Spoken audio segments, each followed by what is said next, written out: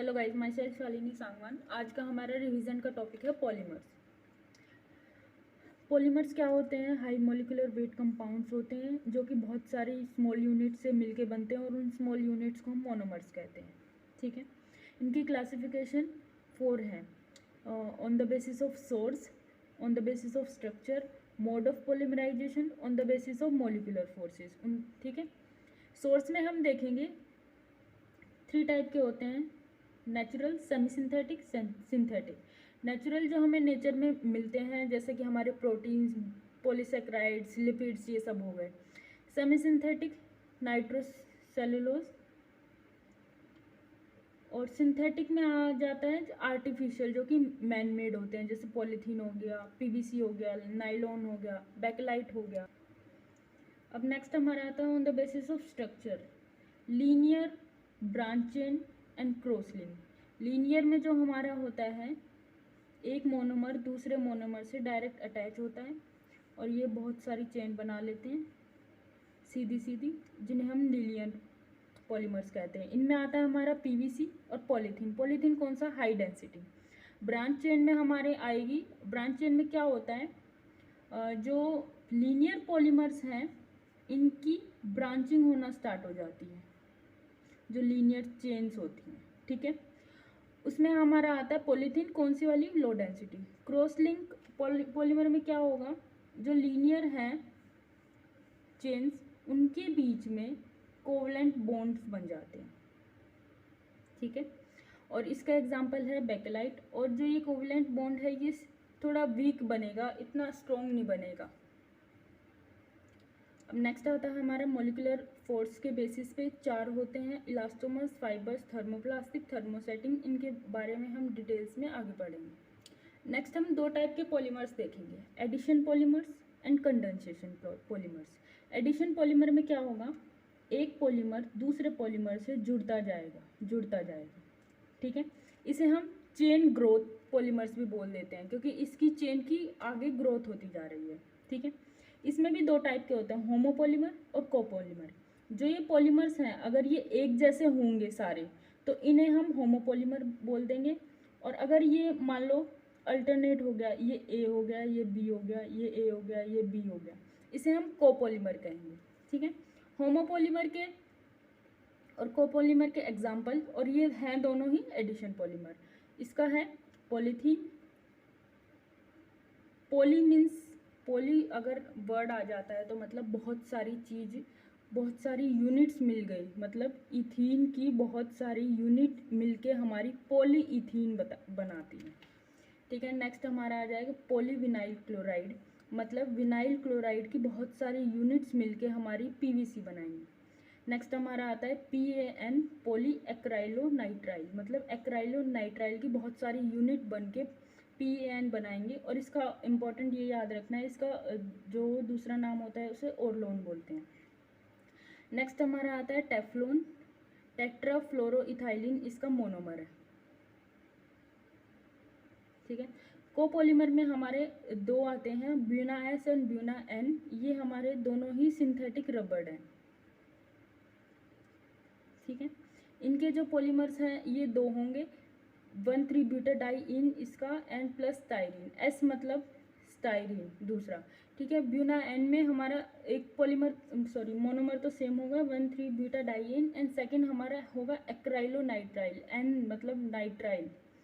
ठीक है, नेक्स्ट हमारा आता है कंडेंसेशन। कंडेंसेशन में क्या होता है, 2 पॉलीमर जब आपस में लिंक होते हैं तो हमारा वाटर, अल्कोहल या HCl का रिमूवल होता है, तब जाके इनकी लिंकिंग होगी। ठीक है, इसमें हमारे आते हैं पॉलीएमाइड, पॉलीएस्टर।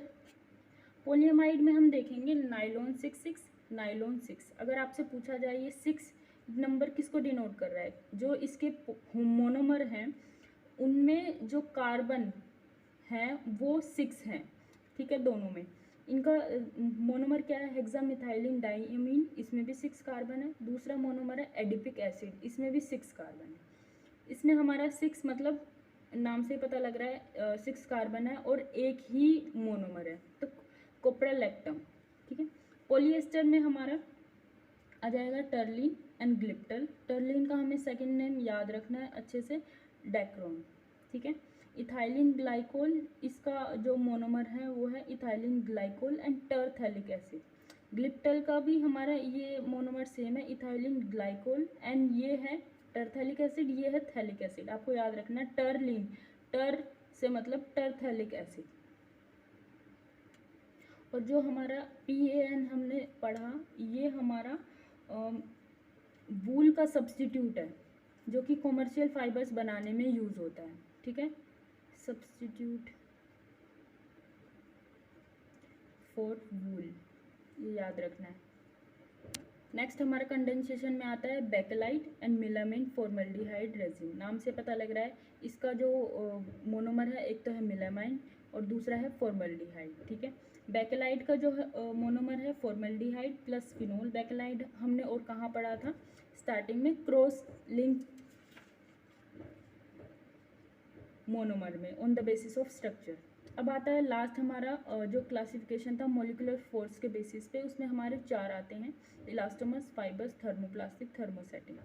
इलास्टोमर्स में क्या होते हैं, इसके बीच में मोनोमर्स के बीच में वीक मॉलिक्यूलर इंटरमोलिकुलर फोर्स होते हैं और ये स्ट्रेचेबल होते हैं। मतलब स्ट्रेचेबल होते हैं तो इनको जैसे ही हम स्ट्रेच करेंगे तो ये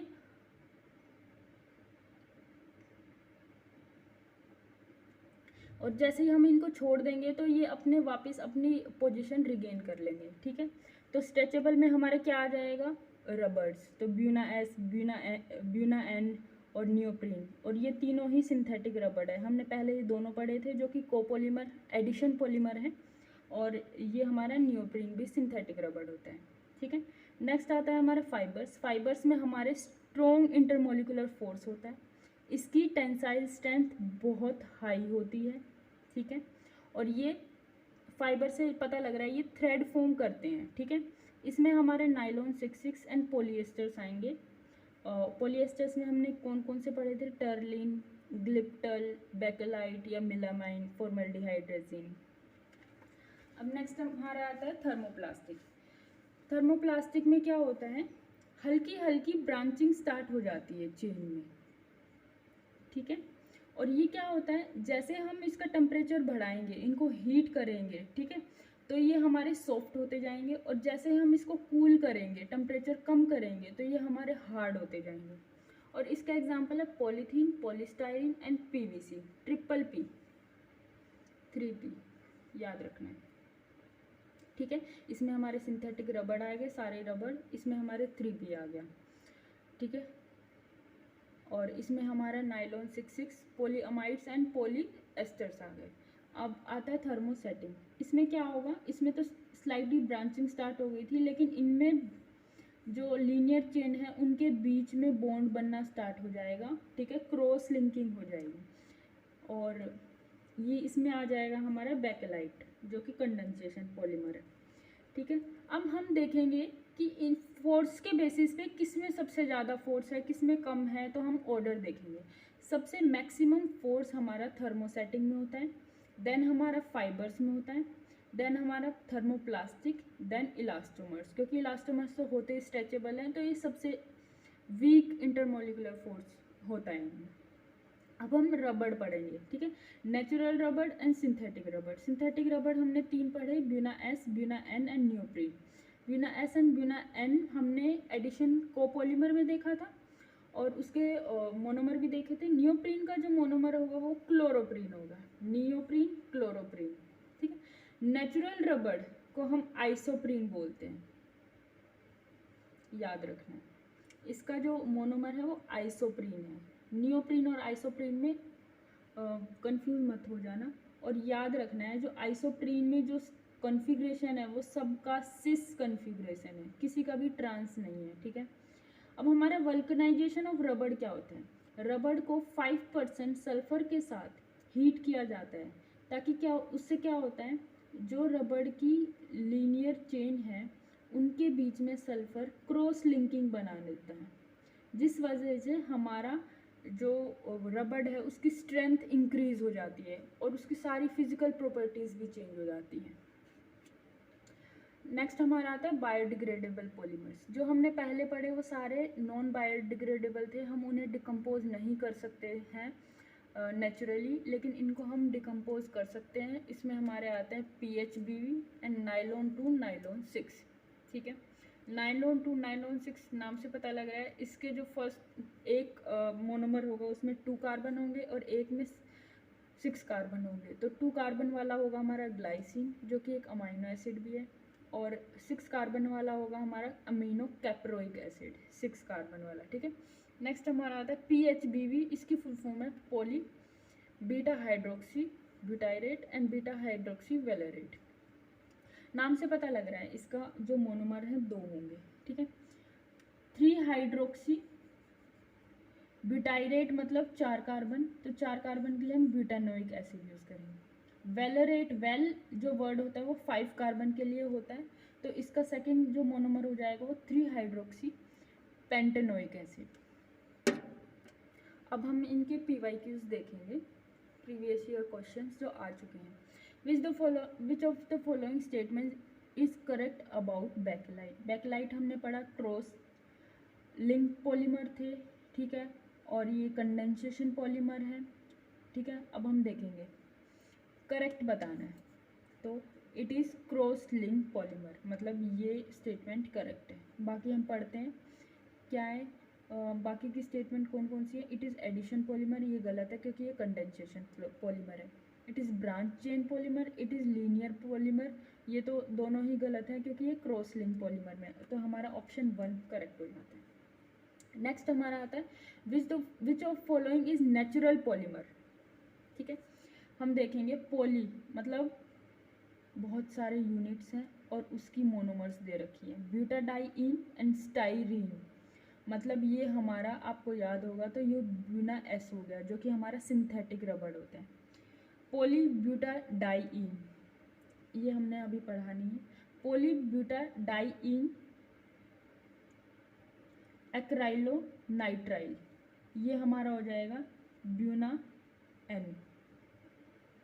नेक्स्ट हमारा आता है सिस 1,4 पॉली आइसोप्रीन। हमने पढ़ा था आइसोप्रीन जो होता है वो नेचुरल रबड़ का मोनोमर होता है और उसमें सारी कॉन्फ़िगरेशन भी सिस होती हैं, तो हमारा ऑप्शन डी करेक्ट हो जाएगा। ठीक है, नेक्स्ट अब हमारा आता है polymer that is used as substitute for wool in making commercial fibres. ये हमारा था पॉली एक्राइलोनाइट्राइल पेन, तो हमारा ऑप्शन सी करेक्ट हो जाएगा। नेक्स्ट क्वेश्चन हमारा आता है बायोडिग्रेडेबल पॉलीमरीज।